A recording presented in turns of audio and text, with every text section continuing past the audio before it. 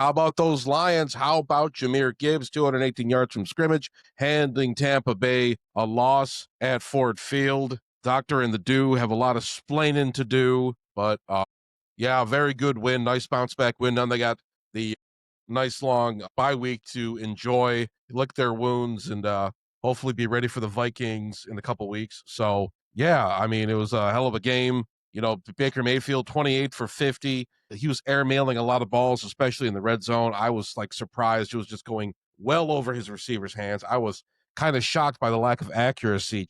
He's still over 200 yards passing. He still had a couple good plays, but Mike Evans being out, relying on Cam Otten a lot, and it just was clear that just that Evans to Mayfield connection just wasn't there. But yeah, we were able to get to him a couple times. Aiden Hutch had a nice game. He had 5 pressures in the game.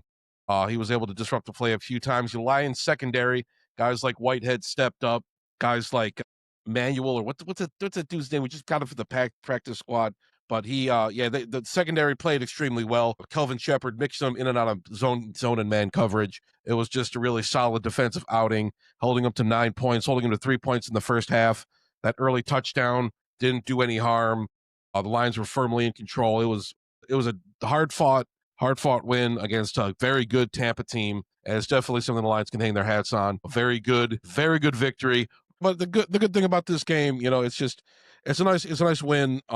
Obviously, you want to win. The last week against the Chiefs, the Lions were just getting bad penalty after bad penalty. It seemed like it was really, it's just one of those things, kind of one of those Detroit versus everybody type games. And Kansas City Chiefs, I've talked about it before on these streams before, where the league just Patrick Mahomes. He's the league's golden boy. He can't do no wrong. It's a cutesy little story. They got, the tight end dating Taylor Swift, fucking Travis Kelce, and all that cutesy stuff. And the team like the Chiefs, that's where the NFL money is made. That's the kind of team that they want winning these games. It's like this little Cinderella story. That they treat it like that all the time. The same thing with like the Dodgers in baseball. It's nauseating. You get these teams every once in a while. They have some really extremely talented players. Don't get it twisted. Guys like Patrick Mahomes is an extremely talented quarterback. The guy is basically a cheat code. I know his numbers haven't been as amazing the last few seasons, but whatever. The guy's still like the top 5 quarterback, in the league, probably be top 5 all time by the time everything's said and done. But it's one of those things. Lions were getting jobbed last week, and the Chiefs didn't get any calls, any penalties at all. There's a lot of outrage at it. Lions fans are pissed off. We've seen this happen dozens and dozens of times. Lions always get jobbed with these calls, but Lions did get away with one today. That tripping. It was a Tyleek Williams, I want to say, tripped up. Who was it Whitehead? I don't remember. But there was a trip at the end, late in the fourth quarter. They tripped Baker Mayfield. He fell right on his ass. He was not happy about that. Lions got away with one there, but the game was pretty much already over at that point anyway. Baker was pissed. I couldn't believe how emotional he was getting, red-faced, screaming at the refs. A little bit of a jam job there. I'll admit, maybe the Lions got away with one, but it's just one of those things. Lions basically never get like any kind of slack cut to them. That's been like the issue with the Lions for a long time in the league, and now we finally got one. Lions played a very solid game. Jahmyr Gibbs, absolutely incredible. I watched the first half at the bar. That 78-yard touchdown pass, just finding the gap, running down the sideline. It's especially against a Todd Bowles defense. We know how stout the Todd Bowles defenses are. Lions dominated the first half of the game, at least the first quarter of the game. They had like 160 yards. Tampa Bay had like 10 or something. But the Lions only came away with 2 scores. Amon-Ra St. Brown touchdown. He was getting a lot of looks early in the game. And then Jahmyr Gibbs worked his magic too. Only 2 scores. They held Tampa Bay to like a fluke field goal at the end of the half. But they should have been the score should have been a lot higher for the Lions, definitely. But yeah, I mean, credit to Todd Bowles, credit where credit's due. The guy still calls a damn good game, but honestly, Tampa Bay, a tough, solid team. Baker Mayfield, he's one of those guys, one of the best comeback stories in league history. But yeah, we'll just I'll always enjoy a win. I'm never going to apologize for a win. You know, Tampa Bay is a quality opponent. Lions showed up in front of the fans. Fans were cheering. It was crazy. Great environment. Lions deliver on Monday Night Football again. Their 5th straight Monday Night Football victory. The Lions are now 11-0 after losing a game. The Lions have not lost consecutive games in literally years. Literally years. One of the most solid football teams out there. Extremely fun. We're knocking off quality opponents. You know, putting it to Baker Mayfield, that's not easy to do. You know, a couple of years ago, he probably been like, oh, Baker Mayfield stinks, whatever. But no, Baker's really coming around and getting a big victory again against him. Watching him mope on the sidelines, that's huge. That's absolutely huge. How you doing, Mark? How's your mic coming? How we sounding now, fellas? A hell of a lot better. Hell of a lot better. Alrighty, the doc was right. My source was jacked up, so I was so excited to get on here. Mine too. The same thing with mine. Yeah. Really? See, we were just so geeked up, dude. This is what happens. Yeah. You know, and I just got this. Hold on, I don't even want to. So let's take a look at something I got on my phone. Can you see this? It looks like a young man wearing a Tampa Bay Buccaneers jersey. What does that look like? Possibly. Who does it look like? Yeah. I really can't see his. I don't know. Is it one of your buddies? Looks like a young man sitting there wearing a Tampa Bay jersey. I can't tell. All right, I'll bring it up on the screen when I feel like doing it later. But yeah, that's the doc. Sure. So courtesy of his sister, courtesy of the do. Yeah. We have some proof that he was not enjoying himself at the game. Honestly, that was so my mic was jacked up. I'm back. We're golden. 24-9 was not the score I was expecting. No. Also, Tony, you owe me some money because I told you to keep letting the bet ride and that the Lions would cover the money line, and they did. And I hope the Seahawks cover for you too. I want my cut. But our offensive line, guys, is honestly, if you don't think that is not one of the best offensive lines in football, what the fuck is wrong with you?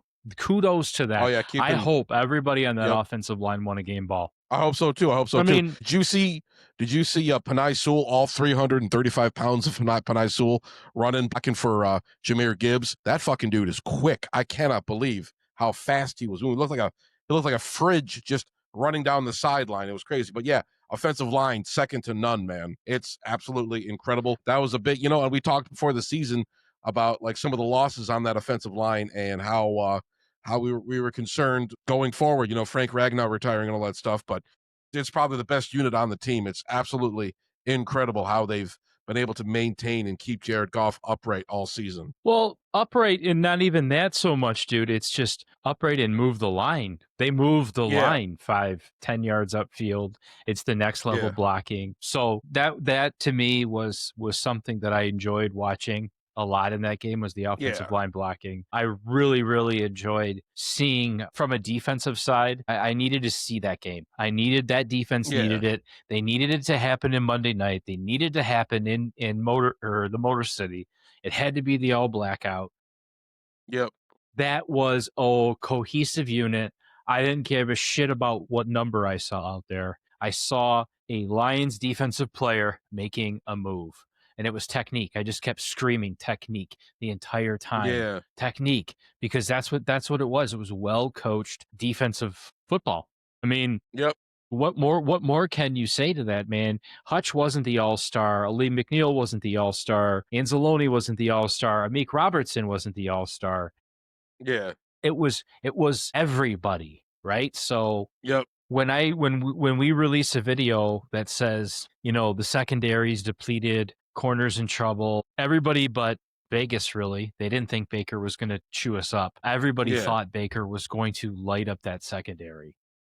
Yep. And we did. We exposed him. I don't know what you guys were saying and what I was trying to do my audio out, but Baker looked off. I don't care what you say. That's not MVP football. No. Sorry, I keep shaking this camera. I got to remember I have it attached to this desk now. Yeah. So Baker was not playing MVP football, Tom. He wasn't. No, he was not. Dude, JT, your coach is I'm sorry. Like, I won that game, and I'm mad at your coach. He's an idiot. He's a boring ass 2x4. At the first half, right when the first half was over, they go to interview him, right? And all right, what can you do better, right? Dan Campbell, they're he's screaming, he's yelling, you could barely hear him talking. He's like, well, we gotta run it better on first downs. And I'm just like, this guy hates his life.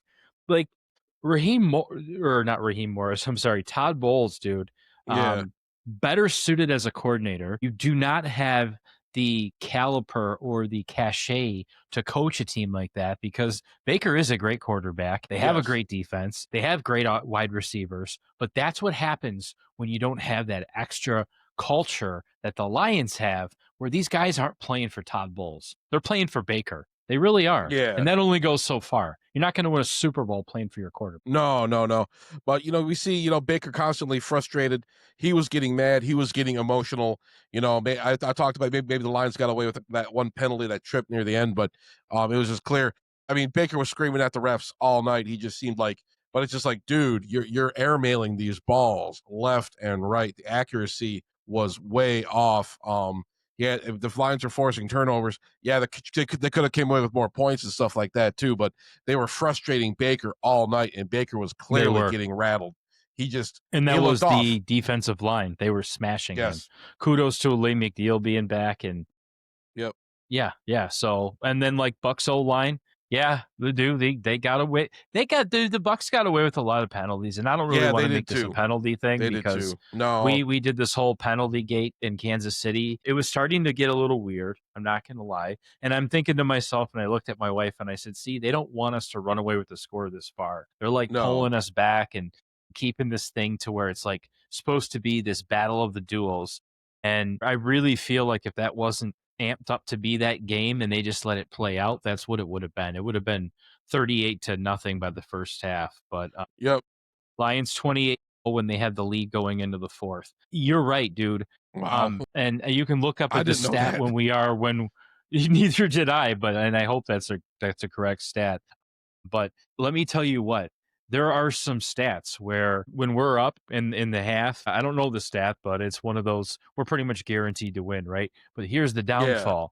We do not play well from behind. So if we're down by a point going into halftime, you can guarantee we're going to lose that game. Yeah. That's some interesting stats about Jared Goff. I guess he's in his last 2 years, he's only had like 2 touchdowns in the first quarter. The Lions usually get the offense rolling in the second and third quarters of the games. He had like 20 touchdowns in the second quarter, like 27 in the third quarter. I'm not sure how many in the fourth quarter, not quite that many, but the Lions are one of those teams that they get off to a little bit of a slow start sometimes, or maybe they rely more on their run game. They don't really air it out that much. But yeah, Jared Goff throwing first quarter touchdowns is a kind of rare thing, but he did have one tonight. But they looked like he did. Yeah. So it's just one of those things. There's all sorts of, I swear to God, there's some new fascinating Lion stats comes out every time we play. It's crazy. People are talking about it all over the place. But Lions are a surprising team. And excuse me, drinking a beer. But yeah, we definitely showed up today. Oh yeah, it's a beautiful thing. It's a beautiful thing. You get to go home. What was the one thing that you were worried about? Tell me the one thing you were worried about. The secondary. That was the big thing with all the drama surrounding Brian Branch, all the stuff going on there. I thought Baker was going to light us up. I thought him and Mike Evans were going to just be like lighting it up, having like long ass receptions, like just running all sorts of routes, just fooling us left and right. But that was definitely not the case. I'm thinking, like, could it possibly be the Lions suffer 2 consecutive losses? I mean, for the first time in like 3 seasons, but that wasn't the case. We locked it down. We kept, their receiver core totally and completely ineffective all night. I don't even know what kind of running game they had. Tampa really didn't seem like they ran it at all. It was a total non-factor. Everything was so lopsided. It was just a very dominating victory on part of the Lions, and it's just great knowing that the Lions can win those kind of games and not, the Lions' biggest losing streak in the last 3 years has just been like 1 game, but it just proves, Tampa Bay was a tough challenge, but we got to them, and it's does this look like a tough challenge to you? Does that look like a tough challenge? I'm sorry, Doc.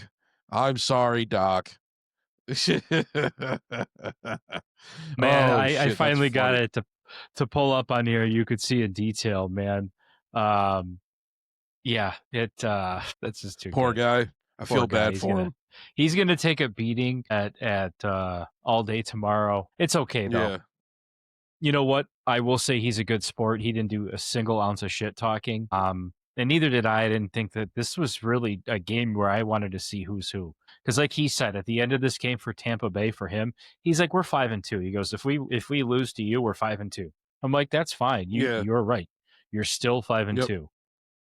Yep. Now I'm not too concerned about the rest of their season. I'm more concerned about the fact that listen, we're gonna get a bye week. We're gonna get a lot of rest. We're gonna get Brian Branch back. Hopefully Kirby Joseph healthy. Yeah. The offensive line is all squared up. The major injuries at this point just become really the scrapes and the bruises and all the Yeah. twists and ankles. And Cramps. we know Terry N. Arnold's still out. We know DJ Reed's still out. Mm-hmm. So at the end of the day, yeah, the rest of it is just healing everybody back up, dude. But yeah, definitely. Pretty wild, man. Yes. I thought Jahmyr Gibbs showed the NFL who the hell gives a shit about Bijan Robinson. Yeah, exactly. Most yards from scrimmage since Calvin Johnson in 2013. Absolutely insane. What Absolutely a stat, insane. dude. Jahmyr's always breaking some Lions record every week. You know, when he's active, when he's in motion, man, he is dangerous. You know, it's one of those. It's just crazy. It's absolutely crazy what Jahmyr Gibbs has been able to do. I mean, what the just for so long we just wanted a running game. I mean, since Barry left, it's just like 20 years there. We had absolutely nothing. You know it, Mark. I know it. It's just like we just like there's absolutely no running game for the Lions for so long, and now we got probably the most dynamic running back tandem in the league. Definitely the most dynamic running back tandem in Lions history. But it's so gratifying to see this stuff, I would say yes to both. Yes to in the league and yes in Lions history. And if we could get into that, but name a team that has a better 1-2 combo punch or a 1-in-1 on the field combo punch of Montgomery Gibbs. Two guys I know that complement each other, love each other, but again, it comes back to that offensive line. Holy shit, dude. Tate Ratledge is a rookie. Everybody talks shit. I said, you're going to love this guy. He is meant to be drafted to Detroit, and that's what this is. Detroit now is a team that if you are an offensive lineman and you are ready for the NFL, this is where you want to play. You are going to want to suit up. It's just like if you're a wide receiver and you want to go to Ohio State. Like we are a team now where these offensive linemen want to come and build upon something bigger. I mean, if you're a rookie, Tom, and you're coming to this team, holy shit, the room you're in with Decker and Sewell. And we actually had somebody comment saying, hey, like when Decker retires, we better have a better game plan than Ragnow. And I agree. Like we have to be completely prepared for that big left tackle spot to open up for Decker to retire. And that we'll address that in the draft. But dude, that offensive line cannot go unpraised enough, in my opinion. No, it's just like you said, moving the line, doing everything you need him to do. Just excellent performances. I mean, just like probably the best. I mean, probably the best unit on the team, or one of the best units in the league. Taking care of business, just making sure they're opening up gaps left and right, making sure Jahmyr Gibbs or whoever can get through. They're making sure nobody's making sure they're giving Jared Goff plenty of time. They're moving that line. I mean, the defensive fronts just can't keep up with them. That's how stout they are. You see them just imposing their will on the field every game. It's absolutely insane. But it just that was a big source of concern for me. Like I said before, I know we brought it up before plenty of times before the season, during the season, but I have no worries. That's the one unit on this team I am absolutely not worried about is the offensive line. And credit to Brad Holmes for putting that together. Losing a guy like Ragnow, that's going to be a big, big issue. But it wasn't an issue for the Lions. We took care of business. That's one of the things, just trusting the front office to be able to plug and play players in there. We were worried about the secondary of this game too. We took care of business. We signed some guys. We brought up some guys. Guys like Whitehead were out there making plays. It's just like we have enough depth. We have enough, good assignments, good scouting and good, roster construction where we can just, and any kind of downside, any kind of setbacks, we can definitely make up for it. It's just one of those things. I mean, this is why I'm really not worried about the Lions, and why I didn't really think they were. I mean, I figured they were going to take a little bit of a step back this year, but I was not worried. I still thought The division is in sight, and they could be, you know, 11, 12 win team this year. I still think they can still be dangerous and they can still take care of business. The schedule doesn't look that scary anymore. So, yeah, I'm trusting the plan. I'm trusting the plan. Well, and someone we never compliment enough is, I know we never bring him up enough, is Hank Fraley, right? Yeah. Offensive line coach, run game coordinator. He has been an anchor and a consistency in this team since the conception of this whole juggernaut. But dude, looking Yeah. at the stat sheet, right? I love looking at a win where everybody that we normally talk about is out, right? Okay, so you would expect their production in their spot, right, to kind of Hmm. dwindle and say, it wasn't a Brian Branch safety night. He normally leads the stat sheet and everything, but Eric Hallett did Yeah. too, right? So it's like plug and play, right? Can't say enough how much I like this. I'm trying not to use these corny words like next man up, but just well Yeah. coached room. And I gave a lot of shit. I said this corners room, the secondary room isn't coached. Not I say that, I didn't say that. Just didn't have a right voice in the locker room. Maybe it Right. wasn't mature enough. Didn't have a leader. Prove me wrong, man. I'm so happy to see Rocky Sin step up. I'm so happy to see, dude. Did you not want to just hug Derek Barnes and Jack Campbell for how vicious they were playing, Yeah. especially Jack They were Campbell? playing Jack Campbell breaking up passes. It was crazy. You know, just they That's making those moves in the end zone, stopping those touchdowns. You know, from that there were some sure-fire touchdown passes. They were the pass breakups, the tackling. You know, it's just next level kind of stuff, man. Just the kind of stuff. You know, looking at that, they were showing graphics of like the second to fourth round picks Brad Holmes has made, and it's just like Pro Bowler after Pro Bowler. It's insane the kind of depth and the kind of talent that exists on the team, and players that can step up and fill these roles when other guys go down. It's Well, crazy. would you It's not crazy. say that we took Alex Anzalone as a linebacker and said we're going to mold him, and then every guy that we draft is going to be something comparable to Anzalone? And did he not set the Yeah. mold for what a Lions fucking linebacker is? Because Yeah. Anzalone, can't say better things about him, but he inspires Jack Campbell to be 10 times better. You know what I mean? He makes Yeah. Derek Barnes a savage, right? He's bringing Yes. out the best in these guys because he's found a way to put himself into a mold and say, just jump into this and you'll succeed. So yeah, I don't know, man. I'm super Yeah. pumped. I got to stop touching this table and shaking my screen, Oh, but yeah, yeah, yeah. No, I'm I'm I'm super I'm excited. touching myself. No, but Well, that's okay. That's better than touching the table. yeah. No, I'm just joking around. Of course, we keep things PG-13 here, but yeah. No, I'm just PG. yes, yes, NC-17. But yeah, I can't say enough good things with the Lions the way they're constructed. Guys like Anzalone stepping up because Anzalone was just kind of one of those guys. He was just like on the team for like right around the time Dan Campbell got. You're just like, who's this fucking clown? Fuck this guy. But he's really stepped up. They molded him Mhm. into one of the most dynamic linebackers in the league. Everyone's following suit with him. He like sets the standard. You know the what this coaching staff's been able to do, losing guys, especially like Ben Johnson, losing guys like Aaron Glenn, I'll be able to fill those guys up, looking at what John Morton has been able to do on the offense, looking at what Kelvin Shepard's been able to do with the defense, just, you know, especially the offensive line coaches, the line coaches, Dan Campbell himself. You know, this machine just keeps running and running and running, and it's so gratifying. I mean, it's just like I know it's been like this for a few years now, watching just like grade A Lions football, but man, god damn it, it's just so much fun to watch, and it's just so reassuring to you. You just know the Lions can get it done. Next step is getting a ring. I know some people are just like ring or bust, or they don't care about the Lions until they get to the Super Bowl or whatever. Personally, I'm taking every win we can get. I'm enjoying the hell out of this. You know, a ring would be obviously incredible. We expect it, you know. We expect a lot of things in Detroit.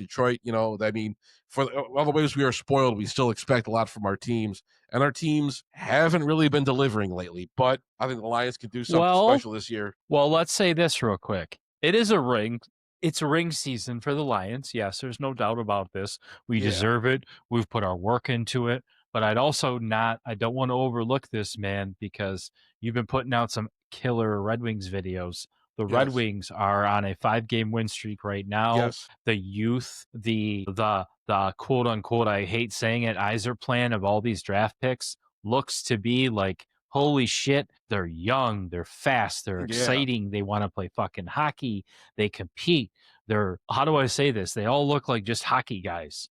I Yeah. know it sounds fucking corny, but they just look like hockey guys Yeah. and they sound like hockey guys. And I don't know. I'm having fun. I've been watching it from a distance just because I don't know it. I'm kind of having you reteach me with your videos and then watch it. Yeah. Dude, Yeah. The Wings let's are talk about it. a lot of fun right now. They're a lot of fun. It's a new dynamic with the team. It's a big youth movement. But the Wings MO, I mean, during the Ken Holland days, you would see guys drafted like outside the top 10 and not start in the league for 3-4 years. Just guys like sitting in the league. And there's still guys like that. That's still, the Red Wings use guys like Amadeus Lombardi and Carter Mazur and some other players. Albert Johansson's been in and out of there, stuff like that. So they still got some guys cooking in Grand Rapids, obviously. Some guys playing in the Swiss leagues and whatnot. We got Dmitry Bichelnikov. He's making some noise in the CKSA.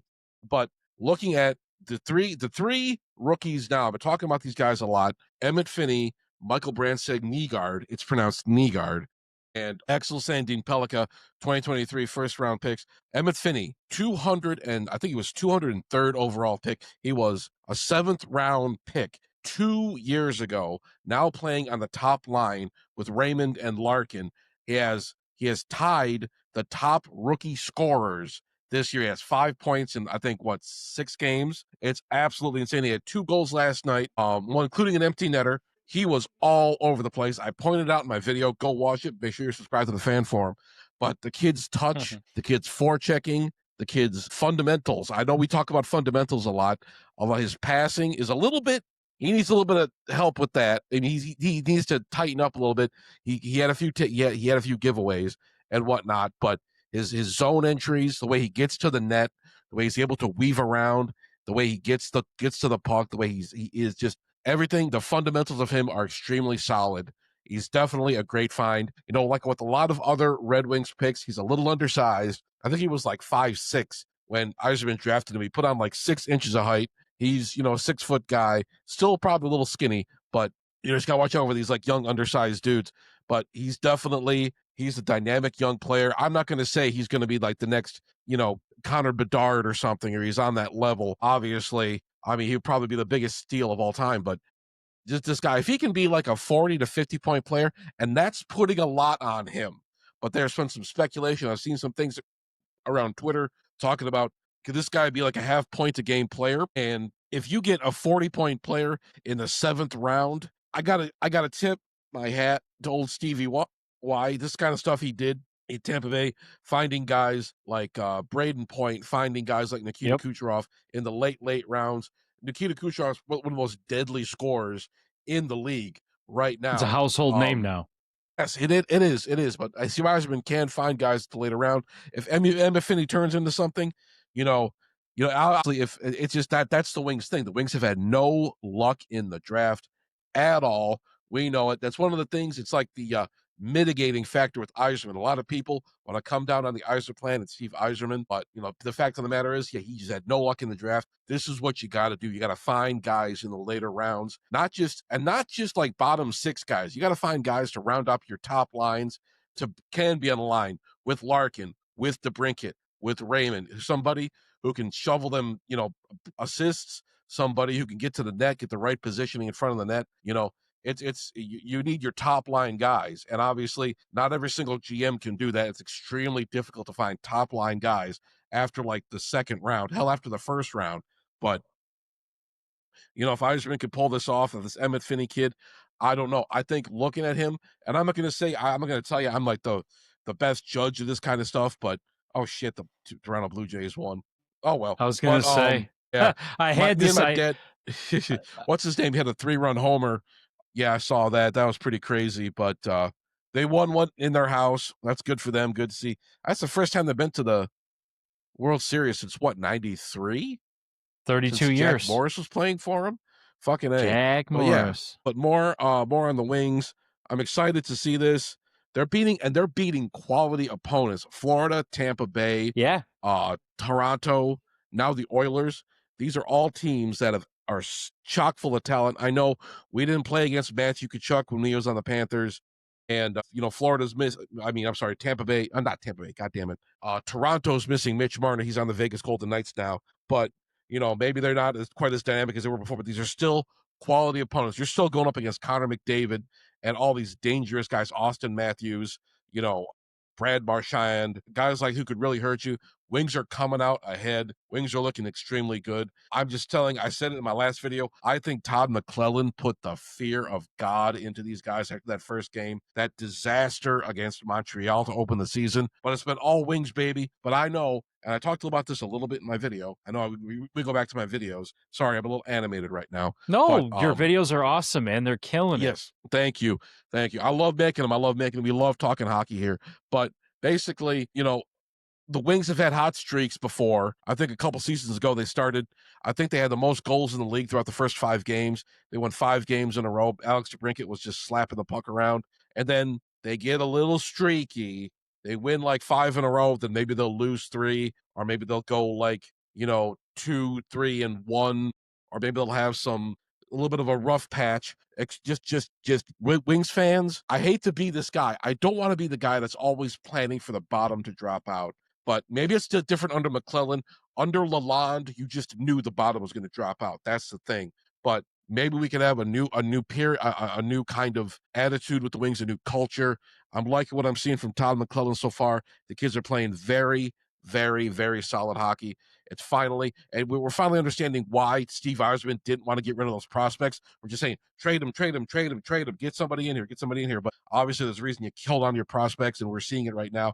But yeah, just be ready for some rough patches. This is still an extremely young team. They're going to make mistakes. There's still a lot of really dangerous teams in the league. We still have a very competitive division. So just get ready. We're going to be hitting we might hit a couple rough spots here and there. But right now, I'm extremely satisfied with what I'm seeing on the ice. Kudos to Steve Yzerman and Todd McClellan so far, and Dylan Larkin. So McClellan and you got Dan Campbell, very similar, right? They're starting off in a very similar situation too, with a lot of young guys starting fresh. Things you're going to see with that is a little streakiness. And we saw that with the Lions. You're going to see a little bit of till you right the ship. So that's okay. Yes. We just want to see and vast improvement. And I know they start out quick. The Wings of starting out quick, but they're starting out undeniably good, right? They're winning the game where you go, okay, that was a fucking solid game. That wasn't you lucked out or holy shit, you got lucky. Or what was the other team doing that week? You're playing solid hockey. So that's what we want to see. Hermdo, we know it's a long season. I'm a Tigers fan. I'm a baseball fan. I get it. We're still going into this shit right now. And then in the end of October with the Blue Jays reaching the World Series versus the Dodgers. Hey, here's one thing I'd like to say. With those two teams, you know what they have in common? They at least have someone on their team that hits over 300. I'll never drop that fucking that concept. It just drives me crazy that teams have gotten away from it, and that's why it's so important. Now, the Dodgers are going to beat the Blue Jays. I'm sorry, Wayne. The Dodgers are just going to keep winning. Unless your Blue Jays can say super, super hot, I just don't see the Dodgers losing. No. I don't know. One of those teams that just sad. It's just designed to just win. It's just a wagon. It's just one of these teams, $300 million. Yeah, it's a wagon. Behemoth, Shohei Ohtani and Freddie Freeman and all these other fucking guys on the team. And, it's disgusting. It's sickening to see this kind of shit, but that's just what baseball is now. And I think, there's been a lot of rumors and stuff like that. They could start a salary cap. I would not be surprised. Maybe not next season, but season after. They could have a lockout, like a season-long lockout while they get this salary cap hammered out. Same thing like the NHL back 20 years ago. Something's going to have to happen. It's just you can't have like all these teams spending this much money to win, all these teams buying championships. It's bad for the sport. But I expect something to happen like that. Like the MLB is going to have to intervene. The owner's going to have to come together and kind of work something out, just give more teams a fighting chance and stuff like that. But I don't know. Maybe it happens. Maybe it doesn't, but it's one of those things just like if I have to watch, and I was talking about this when you were fixing your mic, the Dodgers and like the Kansas City Chiefs and the Dodgers, two teams I'm so goddamn sick of. I'm sick of seeing these fucking guys. I'm sick of all the cutesy little storylines. I'm sick of pretending these teams are like Cinderella stories. I'm sick of all the narratives. I'm sick of the celebrity bullshit. I'm sick of fucking Shohei Ohtani. I'm sick of fucking Patrick Mahomes. Yeah. what's never going to be modern. Okay, the NFL is always going to be cool and modern, and baseball's always just going to be a bunch of old white guys running it. So you're going to get the Dodgers. They love that shit, dude. The old whites love that with baseball and the Dodgers like that. It's sad, right? Because MLB is missing out on not having a homegrown all-star, right? They wasted Mike Trout. They did. They wasted him. Say what you want about the NFL rigging their shit, but at least they don't miss. They don't miss, dude. Their script writers are better than the baseball script writers. Yeah, definitely. I look at Mike Trout and I'm just like, man, I remember how dude, like he was coming a into the league. 5-tool phenom. Yeah, he was absolutely incredible.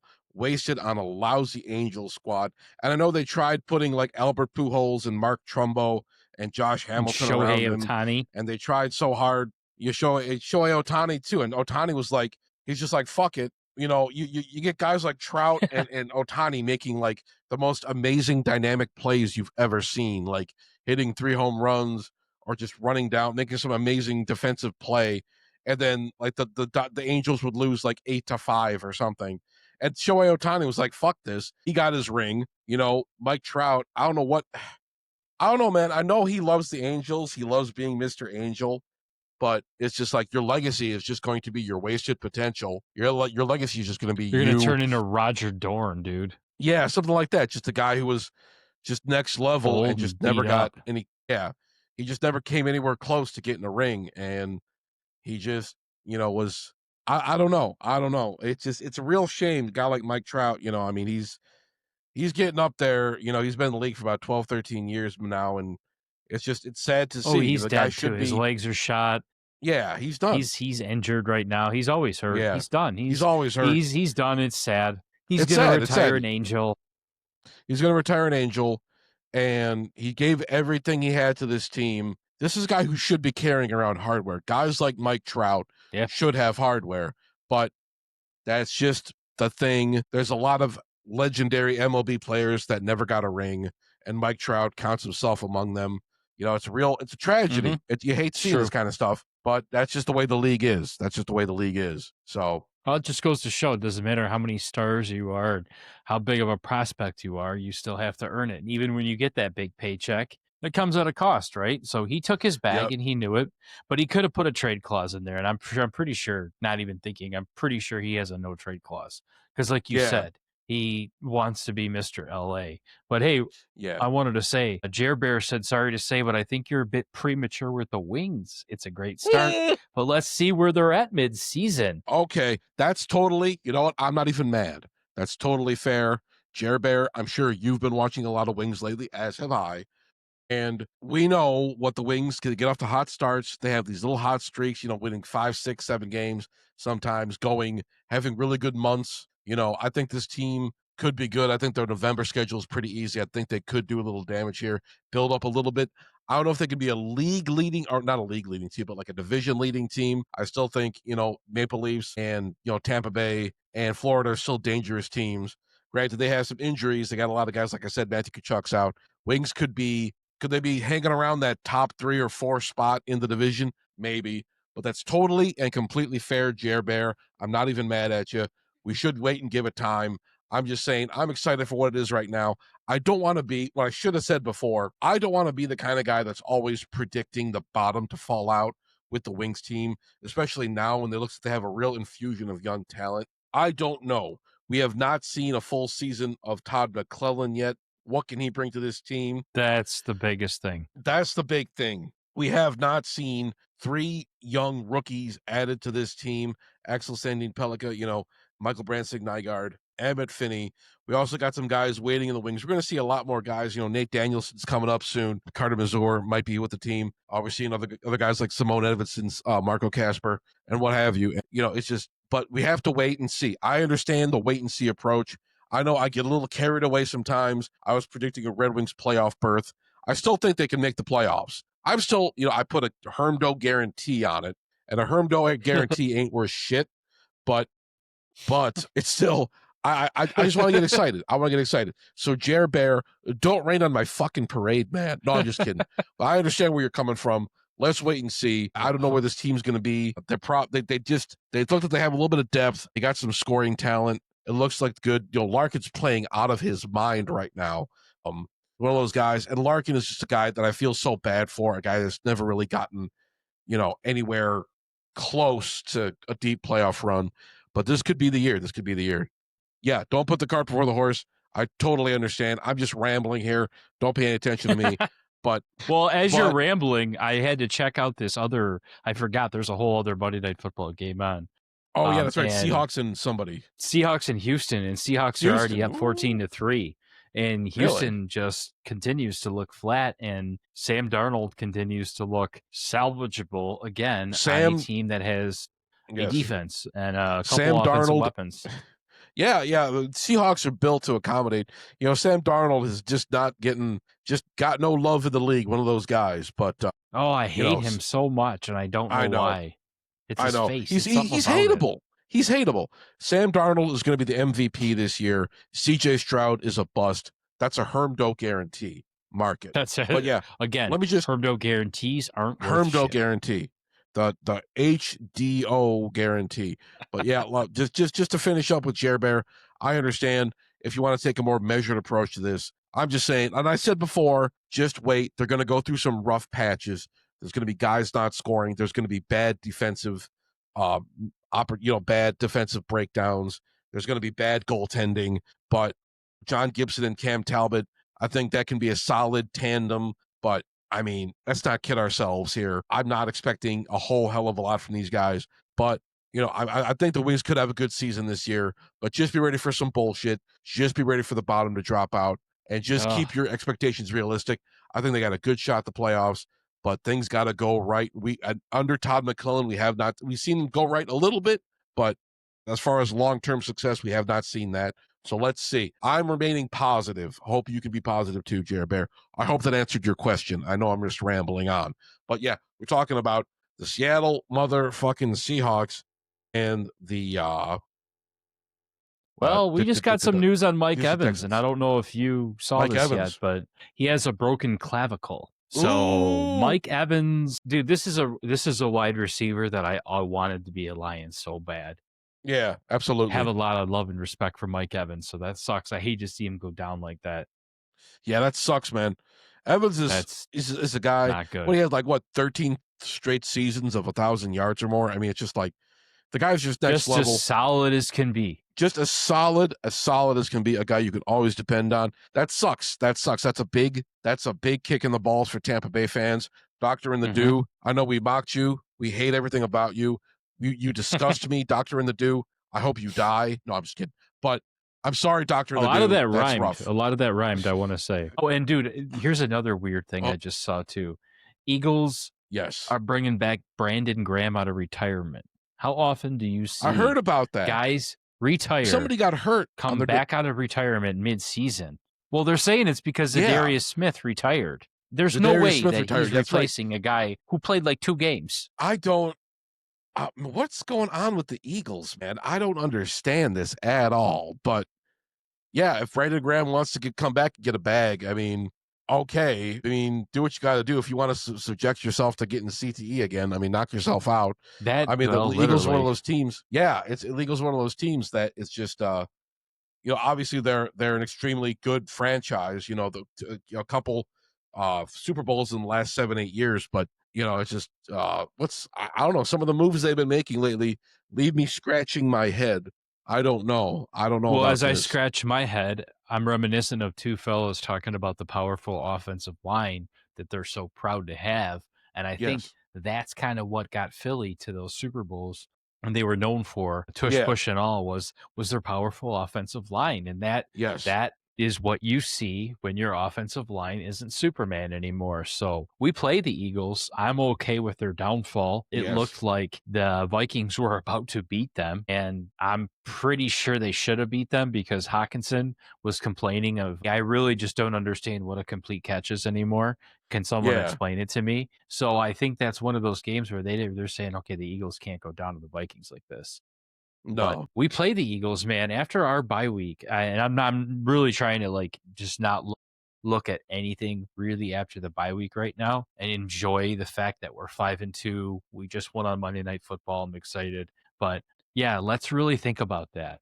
Like we're after that bye week, after we rest, what does the rest of the season look like to us? And how do these teams look like? Because we're going to sit back at week 8 and just go and just watch certain things play out, right? Yeah. And I don't know what week 8 is. I don't know. And it's good. Is it the Vikings, Commanders, Eagles, and Giants, if I'm not mistaken? That is our next lineup. But as we sit, right, we're going to be sitting there watching the Vikings play the Chargers before they play us, right? So on a Thursday night game, that's not easy. We're going to see the Eagles play the Giants. The Giants going to be Giants-Eagles. That game, the mojo the Giants have right now, I know they just lost to Bo Nix in Denver, but I could see the Giants beating the shit out of the Eagles and really wearing them down right after we're coming back from a beautiful break. And then you've got Commanders Chiefs Monday night, but this is going to be Chiefs at home. So they're S and the D of Patty Mahomes hard. And I think that's going to be where you see where the Commanders look like pretenders this year. And the Chiefs are going to bury them. I think so.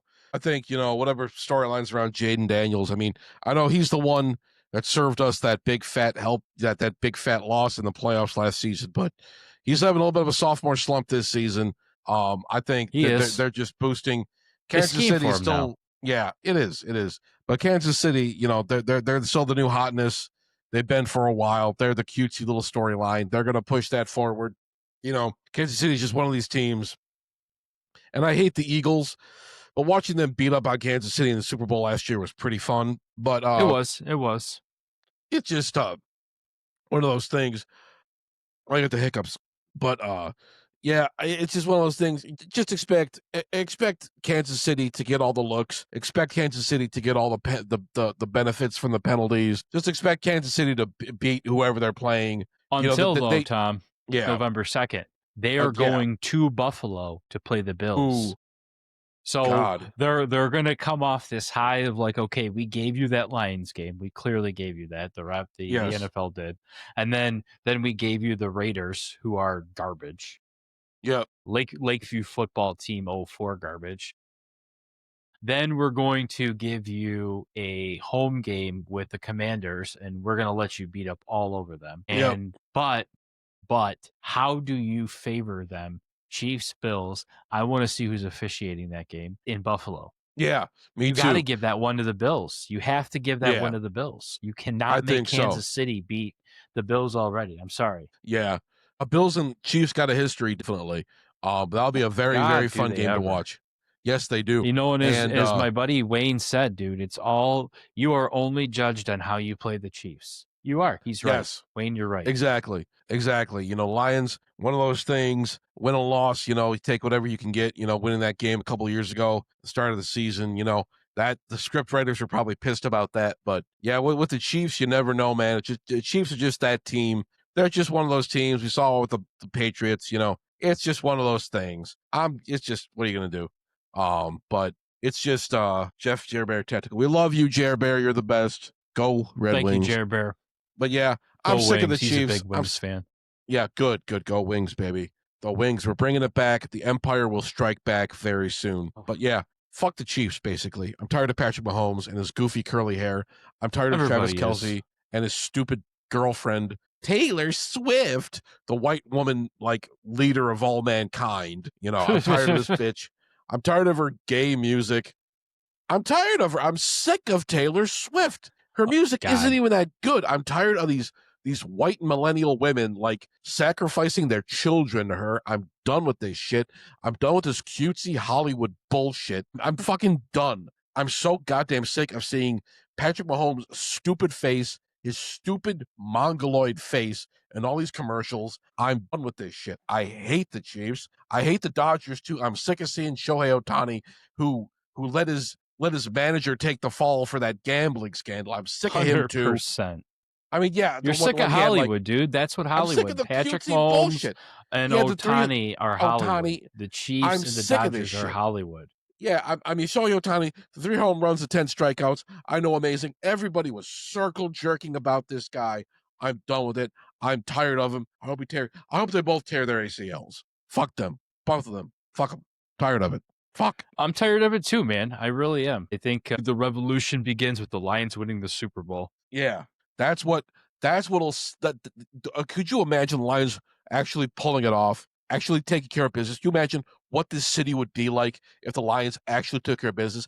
If they took care of business against the Chiefs or something, could you imagine? I would cry. I'll cry. That would set the NFL on its head. You know what would happen? Insane. Here's my prediction. Happen? Hitch would actually come back to the podcast. Hitch would come back to the podcast. That, I think, would get Hitch back on the podcast. And he would take credit for everything that happened before then and say, the only reason that they won this Super Bowl is because I didn't podcast until now. He'll say that. Yeah. He'll say that's the whole reason. Yeah, exactly. Hitch will take all the credit. He'll finally return my texts. He'll finally be back on the podcast. He'll finally return mine. That's what it's going to take. The Lions need to win the Super Bowl before Hitch comes back. Hitch, you son of a bitch. Oh, Lordy God. But Sack the Pack says, let's go. Right, and you know what? That could be another Hitch burner account. We said his name 3 times. He's jumping into this chat. And you're right, dude. He might return our text. He will come on. He will return our text. He will come onto the podcast. He'll return our phone calls, too. Yes. So he'll leave his garage. So, yes, he better. He damn well better. That'll get him out. So I think that's what's going to happen. So, Hitch, I love your strategy. Stay incognito, keep ignoring us, and keep pretending this whole thing doesn't exist. You're breaking my heart, Hitch. Nope. Sack the Pack said, nope, this is not a burner Hitch account. That's what Hitch would say. That's exactly what a Hitch burner account would say. Nah, it's all good. I mean, he's busy fighting crime, man. I mean, He does this every time Donald Trump takes office. He goes into crime fighting mode. He goes down to his lair and, Oh, yeah. Takes care of business. Yes, he does. That's our boy Hitch. He sure is. So listen, Lord. We got we have a bye week coming up, and I'm actually kind of excited that, we're going to still go and do our normal podcasting stuff and put episodes out and all this stuff. But like you just did the whole thing about the Red Wings. Baseball season is over. I'm going to start bringing up the Pistons, dude, because these fuckers are starting real soon. They are starting soon. We got some NBA action coming your way. We'll see Cade Cunningham. People thought he was a flash in the pan. Cade Cunningham gets no love, but the guy's seriously underrated. Get no love. We love Cade Cunningham. I remember fucking what's his name? That fucking vampire, that fucking decrepit corpse. Skip Bayless. He's all talking. Remember after they drafted. They drafted Cade Cunningham. He was all like, oh, he's not going to be a franchise-changing player. He's not going to be this kind of guy. Cade Cunningham is the truth and the light.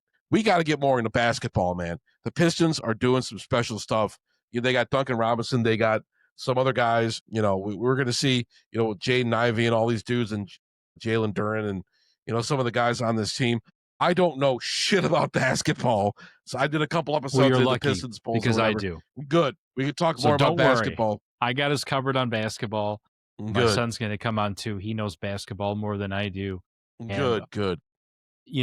I've been really thinking too, since I do my basketball stuff too, I'm going to start ripping some basketball packs of cards on the absolutely too. So while we're doing that, I'll just pull some cards and rip them, and you guys can see what I got and all that shit. But because I'm telling you what, the NBA is coming back as LeBron James fades out. You want to talk about your Sack the Pack says, let's get healthy. You want to know who's getting healthy? LeBron James by not playing the first half of the fucking season. Like, you want to talk about the NBA as a total shitbag culture that we're finally getting exposed now. Kawhi Leonard, they just found, basically had a no-show deal with some bullshit company in LA for like, I don't even know how I gotta find the dollar amount. Tom, there's no show deals in the NBA like there was in the mob in the 60s and 70s.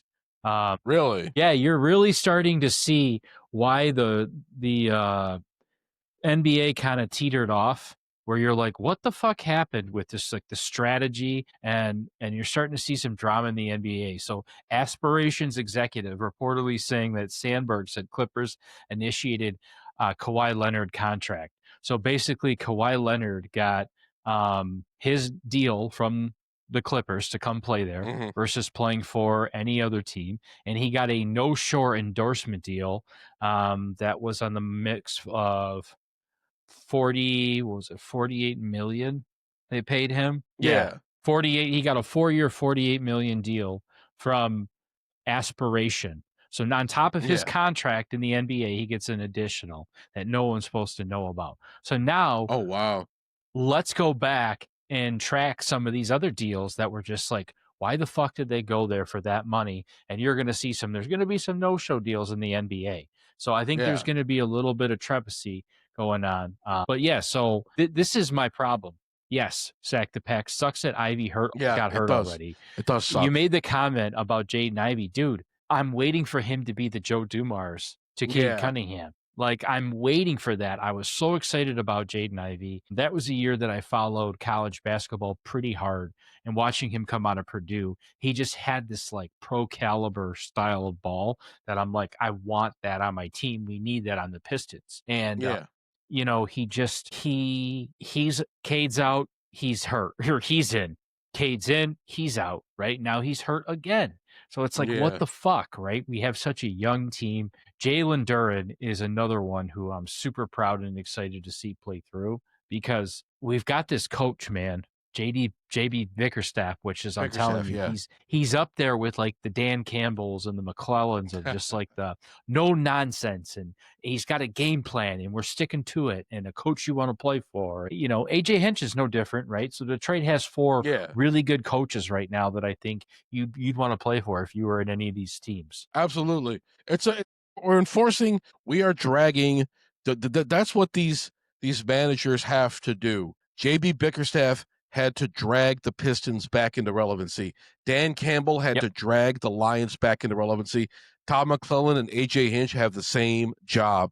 These guys have to drag because it's been a lot of lollygagging, a lot of fucking around as far as our four sports teams are concerned. No, we got to get these guys and pussyfooting. For some reason, and pussyfooting. Right.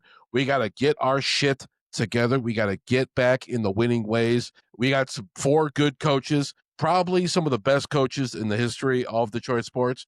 But just like, I trust these guys. I think all four Detroit sports teams are doing well. We got to just be more consistent. I want this to be title town. I'm sick of Boston being title town. I agree. I really agree. Super Bowls. I want some Stanley Cups. I want some commissioners trophies. I want some NBA championships. Give it all, man. These motherfucking trophies. I want some rings. I want some bragging rights. I want some goddamn banners. We're doing it, baby. Detroit is coming back. Detroit sports are coming back. You know, remember how shitty everything was 5 years ago during the pandemic? We're past that, baby. We're evolving. We're moving on. It's going to be an exciting, dynamic, fantastic new culture of sports here in Detroit. And you know what? We're going to be talking about it the whole time. Subscribe to Detroit Fan Forum. So exactly, and 9/11 was an inside job. Subscribe to the Fan Forum. Was. You're right. You're right. George Soros did it. I'm glad, you know, and we're halfway in October. There hasn't been an October surprise. Yes. So we're doing great, man. No, I'm super happy. We've got probably, in my opinion, one of the best sports towns out there, and it's about damn time we're getting recognized as one because everybody that comes here, you saw it with the NFL draft, fell in love with the town. They fall in love with the food. They fall in love with the people. Yep. Find me a better town.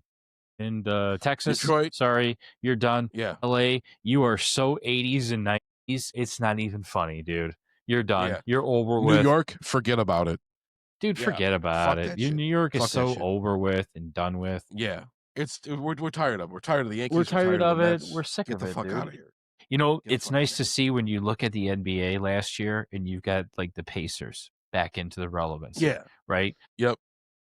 It's nice to see when you've got these teams, and I'm not even calling them small market teams because, dude, when you have Reggie Miller playing for you, you're not a small market team. No, when you have, Rick Smits and all those guys, like we're falling away from the Hollywood glitz and glamour that was the 80s and 90s, more so the late 80s and 90s of just like everything had to be a certain way, right?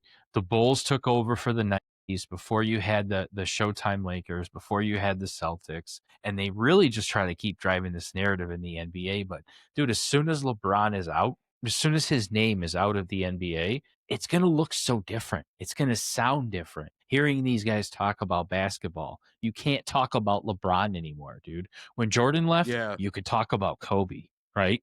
When Kobe left, you could talk about LeBron. When LeBron left, there's nobody to talk about. It's going to be wide open. I mean, It's going to be really interesting. Maybe, I don't know.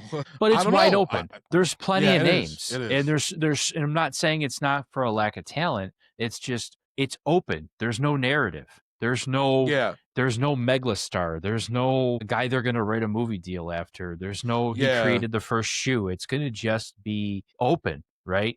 And that's good. Once Pat Mahomes leaves the NFL or Andy Reid stops coaching the Chiefs, it's going to be open, right? And that's what I'm saying. Like, hockey's always wide open. It's never been Hollywood. Baseball is old white man Hollywood, but be interesting. Absolutely. I'm looking forward to a different kind of sports culture. You know, I mean, we talk about the superstars and whatnot. I know I just get pissed off. I'm just tired of hearing about it sometimes.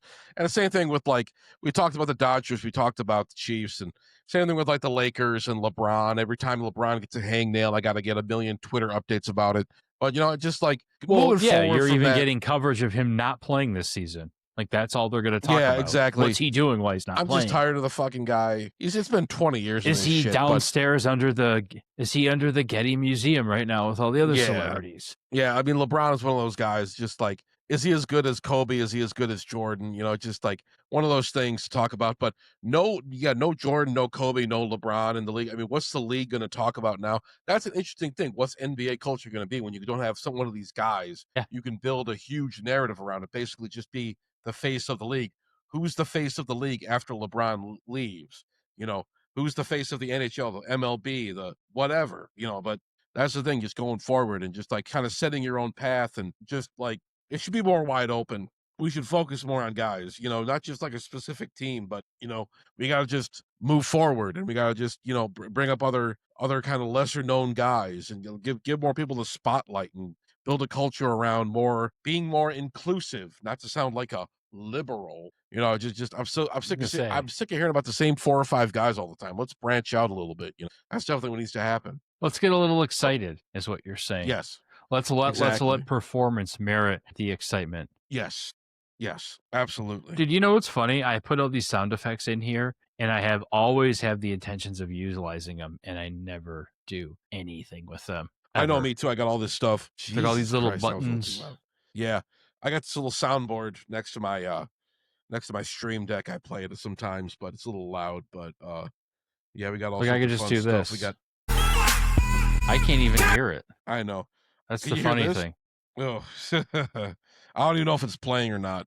It works with my. I don't OBS. think I can hear anything. Does it? It's really loud. My earphones. I got to turn that fucking volume down. But yeah. Well, I couldn't even hear what I was playing for you. So, well, listen, Hermdo, okay. I got to get ready for bedtime. Yes. It is about midnight, and we had an excellent show. I want to thank you for hopping on, even though we had some technical difficulties. You and I will sit down. I don't know. Are you working tomorrow? Perfect. So let's do a recorded, edited version, and we'll talk. We can discuss what it feels like to have a bye week. Yes. What do we think? What is Jared Goff going to eat for breakfast on the bye week? No, we'll talk about the Red Wings. We'll talk about Pistons. We'll talk about pretty much everything but the Lions, the Lions and the Tigers. So give the Lions a rest. Yeah. We take a break too with the Lions. So yeah, let's do that. Let's get together and we'll talk about everything other than football and baseball. But outside of that, if you're still watching, like, subscribe. Tell your friends. This is really fun. I appreciate all the love. Appreciate all the support. Thank you to the Doctor and the Do for coming on earlier this week and talking about the Bucks. And JT, you're a good sport because I'm going to spend the next day tomorrow just giving you hell. And I think I'm going to bring a Aiden Hutchinson jersey to work and hang it in your office. So anticipate that. So outside of that, Hermdo, we'll talk to you later, brother. One Pride. All right, sounds good, man.